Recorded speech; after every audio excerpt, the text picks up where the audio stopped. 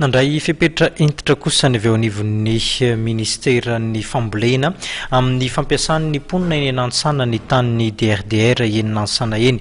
Ny minisitra Ravatomanga Roland mihitsy moa no nitarika ny delegaciona nidina ifotony teny amin'izany toerana izany. Raha tsiahivina dia ny taona 2024 no nanomboka nanorenan'ny olona trano teny anivony izany toerana izany.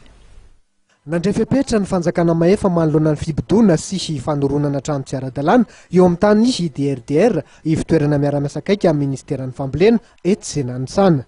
Tao anatin'ny vanim-potoana fohy tokoa dia efa tafatsangana hatramin'ny vila teo ambon'ity tany-panjakana ity. Nidina teny toerana omaly ny stafin'ny ministeran'ny fambolena izay notarihan'Andriamatoa minisitra Ravatomanga Roland ary nijery akaiky ny zava-misy. Hentitra ny baiko nomen'Andriamatoa minisitra mikasika ireo ho mpibodo tany-panjakana. Baito nomeko dia solo daholo ny pikeretra satria tsy misy ara-dalàna reny iray azy. Matoa nanapa-kevitra ary tsy hevitra zasa amirery efa nentiko teo amin'ny filakevitry gouvernement ity problème ity. Ary tamin'ny sabotsy dia niantso ny minisitra tompony andraikitra rehetra namako. Isaorana andrareo fa dia nandray andraikitra izy ary hitanareo na henonareo fa dia tonga teto tokoa ny emoreg maly alahady maraina.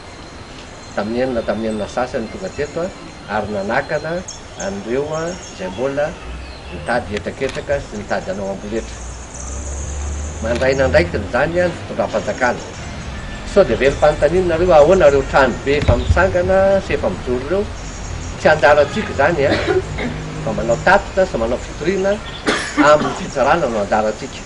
Hatramin'ny taona 2024 dia efa nipetrahan'ireo mpamorona finanina tsy ara-dalàna ity tanin'ny ministeran'ny fambolena ity. Niantso ny mpiasan'ny DRDR amin'ny tokony hanaovana tatitra matetika araka izany ny ministry ny fambolena ahafahana manara-maso ny fivoaran'ny toetra Raha.